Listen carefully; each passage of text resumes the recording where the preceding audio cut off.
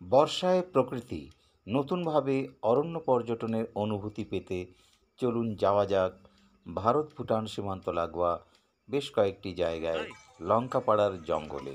সঙ্গে থাকুন। আমরা এখন চলেছি এই বর্ষায় অরণ্য পর্যটনের আনন্দ নিতে নিতে। আমরা টোটোপাড়ার রাস্তায় লঙ্কাপাড়া হয়ে বারোহুলিয়া দিয়ে দেখতে পাচ্ছেন আমাদের পর্যটক বন্ধুরা কীরকম ছবি তুলছে। আর এই আমার পাশেই রয়েছেন আরেকজন গাইড, এবং এই জঙ্গল সেই সবুজ সুন্দর সেজে ওঠে বর্ষায়, এবং এর আলাদা রূপ দেখতে পাওয়া যায় এই লঙ্কাপাড়া এই জায়গাটা এলে। এবং এটা জলদাপাড়া অভয়ারণ্যের অধীনেই পড়ে, এবং দেখতেছেন চারের পাশে কি সুন্দর দৃশ্য। দূরে দেখুন, ওই দেখুন ভুটান পাহাড়ের সৌন্দর্য, ভুটান পাহাড়ের। এবং আমরা এখন চলেছি বাংরি নদীর দিকে। সঙ্গে থাকুন।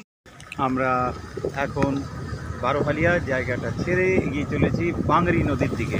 জঙ্গল এবং জঙ্গলের অনুভূতি, অর্থাৎ অরণ্য বা বন্য প্রাণ যেটা আছে সেটা তো এদিকে পাওয়া যায়। শাখা মৃগ একটু আগে দেখা গিয়েছে এখানে, অর্থাৎ বাঁদর জাতীয় জিনিস, লঙ্গুর জাতীয় জিনিস তারা দেখেছি আমরা। তো এবার আমরা বাংরি নদীর দিকে যাচ্ছি। এইটা হচ্ছে আসল পূর্ণিঝোড়া। একটু আগে একটা শাখা পেয়েছিল, এটা হচ্ছে আসল পূর্ণিঝোড়া। দেখতে পাচ্ছেন এক এক সময় খুব মানে বিশাল করাল রূপ নিয়ে নেয় বর্ষায়। এখনও পাহাড়ে সেরকম যদি বৃষ্টি হয় তাহলে অনেকটা সেই বলা হয় যে কি বলবো, হরপা বান। তো আমরা সেদিকে চলেছি। পর্যটকরা এই একটা অভিনব আনন্দ পেতে পারেন অরণ্য পর্যটনের দিনগুলিতে, বর্ষায় আনন্দ নিতে পারেন।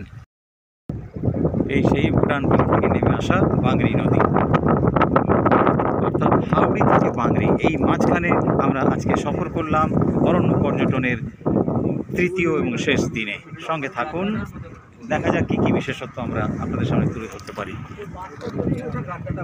এই হলো ভারত ভুটান সীমান্ত লাগোয়া টোটোপাড়া যাওয়ার পথে আরেকটি ছোট নদী পুণ্যিখোলা। এর আকর্ষণ, এর সৌন্দর্য আরও একটু ভিন্ন রূপ। সঙ্গে থাকুন।